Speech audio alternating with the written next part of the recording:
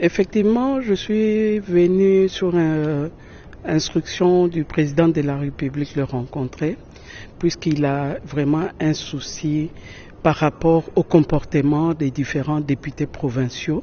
Et il m'a dit qu'il a appris que les différents députés provinciaux sont en train de monnayer leur voix auprès des sénateurs et les gouverneurs. Il m'a demandé d'instruire et d'échanger avec le procureur général près des cassations pour qu'il puisse instruire les différents procureurs généraux d'attirer leur attention sur cette corruption qui ne dit pas son nom et que les services seront derrière ces députés provinciaux, celui qu'on va attraper en train de monnayer.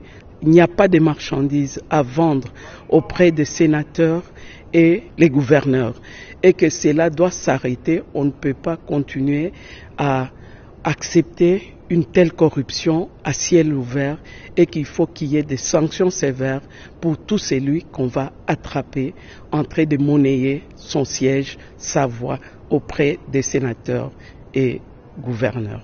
Excellence, c'est une pratique qui a pratiquement pris de l'ancrage dans le pays depuis le début des élections. C'est ce que les gens déplorent, le monnayage des voix au niveau des sénatoriales.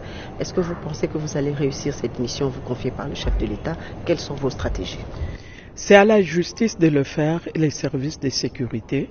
C'est vrai que la corruption, c'est une infraction très difficile à établir, étant donné qu'il y a un corrupteur et un corrompu, mais nous disons que ça sera vraiment dommage que cela continue. Il faut qu'on s'arrête un jour et que celui qu'on va attraper ne pourra tirer que les conséquences de son comportement.